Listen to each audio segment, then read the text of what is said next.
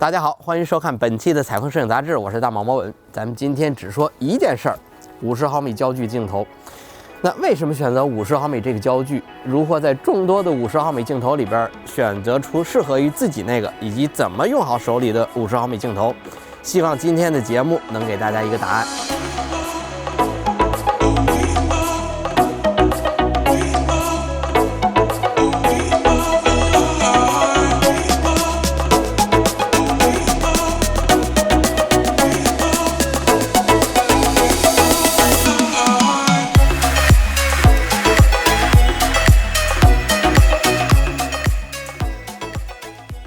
50毫米这支镜头之所以经典，是由于它的特点决定的。50毫米的特点，首先结构简单成熟，第二大光圈，第三是视角非常自然。多数的50毫米是使用了像普拉纳这种经典的结构，这种结构是在1896年100多年前就已经定型了。因为这种5组6片的结构设计简单，制造容易价格低廉，所以在早期单反相机的时候呢。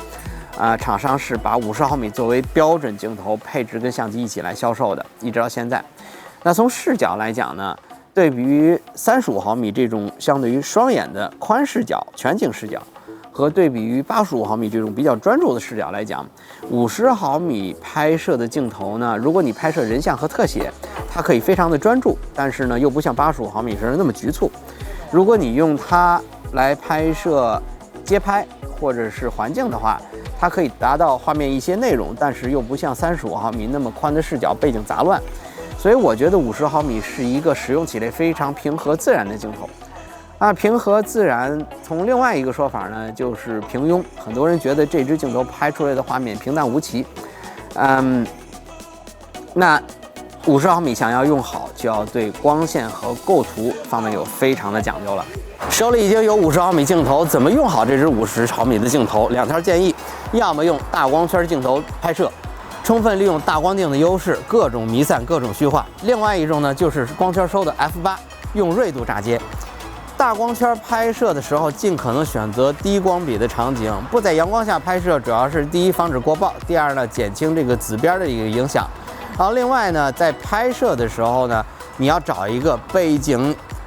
有纵深而且干净的背景，充分把背景虚化掉。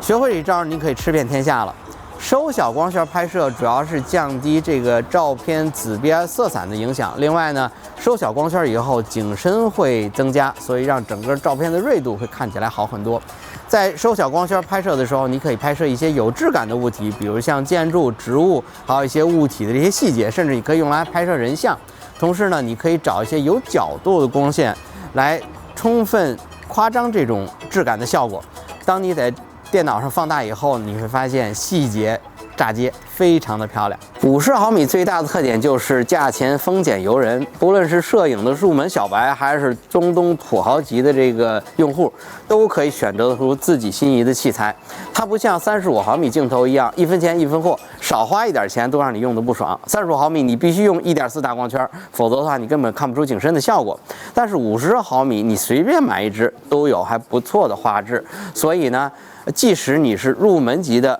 摄影师，你可以轻轻松松搭配出一套入门的练习的摄影器材，开心心的练习摄影。那么问题来了，市场上各个品牌都有自己的50毫米镜头，他们最便宜的价格从150刀一直到最贵的13000刀，价格差了整整将近100倍。那但是他们的区别在哪儿？如果你要是想买50毫米镜头的话，你该怎么选？那今天我们就凑近了，让大家看看这钱您到底是花在哪儿了。其实手工装配的镜头，还有这种大规模流显线生产出来的镜头，谁贵谁便宜很明显，但是谁出来的效果好，这就不好说了。因为这种大规模生产线出来的镜头，它的模具的开发和装配可以达到很高级别。像佳能的这只便宜的小痰盂，它的玻璃精度可以达到在相当于一个足球场的面积上只有2毫米的误差，所以它的光学画质也不一定差太多。5个镜头5张照片，咱们用结果说话。由于是盲测，所以我也不知道哪张照片是哪个镜头拍的。测试人员按照1、2、3、4、5分别给5个镜头标注序号，所以对我来说，无论是150块的佳能小痰盂，还是6000刀的徕卡50 Sommilux，在这个测试平台上只是一个数字符号而已。我们一共测试了3组环境，分别是室内静物带背景灯、室内自然光人像和室外强光逆光。我们从镜头的锐度、色散控制、焦外表现和抗眩光的表现来理性的看这几支镜头。在光学表现测试时，我们把每一个镜头的光圈开到最大，这对镜头的锐度和色散是很大的考验。我们马上发现4号镜头的锐度从所有镜头中脱颖而出，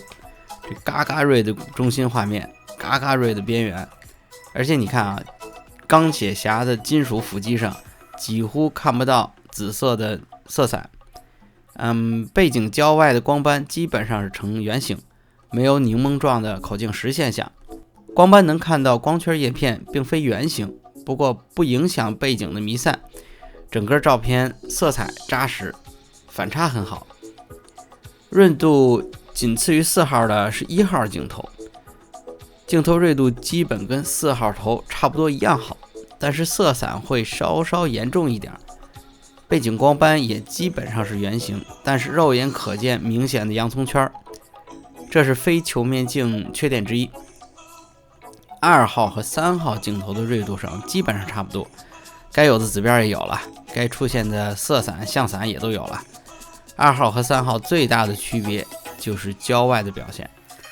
3号焦外光斑中心很实，而且完全没有洋葱圈的现象，边缘又自然的弥散开，是这几个镜头里边光斑舒服的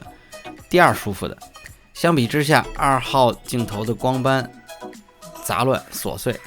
背景虚是虚了，但是感觉乱哄哄的。光斑最舒服的要数5号镜头，虽然5号镜头锐度差一坨啊，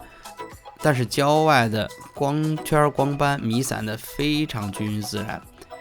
而且5号镜头虽然不是很锐，但是色散控制的极好。5号镜头的反差，但也在这几支镜头里是偏低的。第一组照片4号镜头完胜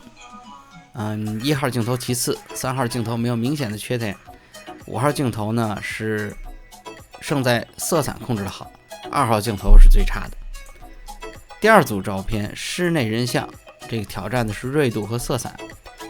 依然是4号镜头全胜，焦内丝毫毕现，高光处几乎没有色散，而且整个照片反差很漂亮。5号镜头呢也是几乎没有色散，但是锐度和整体的反差跟之前的4号镜头差了一大截儿。不过这可以通过后期来改善。这由于3号镜头退赛所以紫边王的竞争就在1号和2号之间展开，而且竞争非常激烈，不分上下。两只镜头都是把白酒变成了葡萄酒，这真是服了。只是2号镜头的锐度似乎略逊一筹，不出意外应当是这几支镜头里边最烂的了。第3组照片我们测试的是比较极端，大中午拍摄大逆光的树叶，这对镜头的镀膜甚至玻璃材质都是考验。4号镜头依然无悬念胜出，在这么大的光比下依然可以表现出非常好的明暗细节，而且是神奇的发现它不出现紫边。5号的镜头锐度不敢恭维，但是紫边与眩光控制的确实好，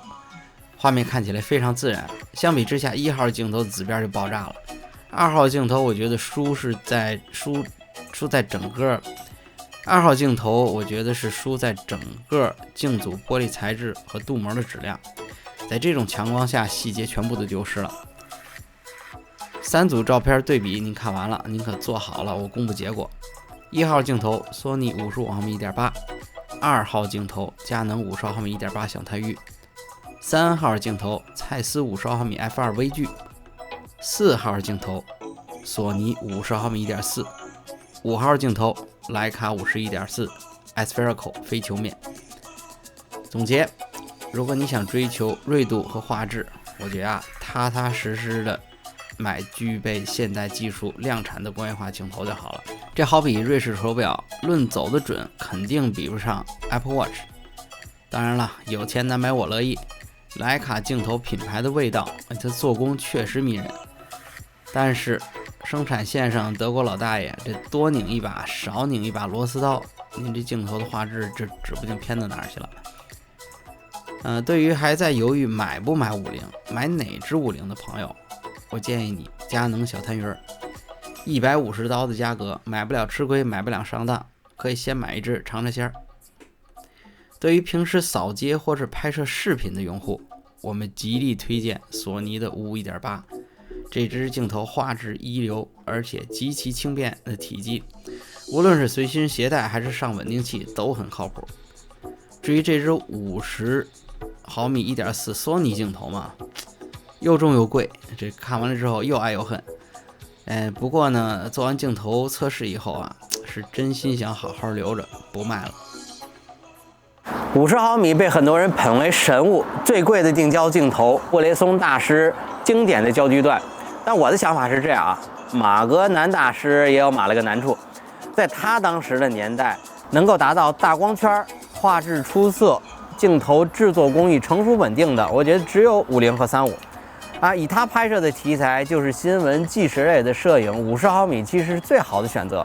所以他就开始了用50毫米去观察、去思考和去拍摄。我觉得不是50毫米成就了布列松，而是布列松成就了这支50毫米的焦距段镜头。所以我给大家的建议也是这样的，不管你用什么样的焦距的镜头，50毫米也好，35毫米也好，你就要学会用这个镜头的视角去思考和拍摄。50毫米就是这个适合于思考拍摄自然的镜头。希望大家能够自己在使用50镜头的过程中找到自己的快乐。好了，感谢收看本期的采风摄影杂志，我是大毛毛本，咱们下期再见。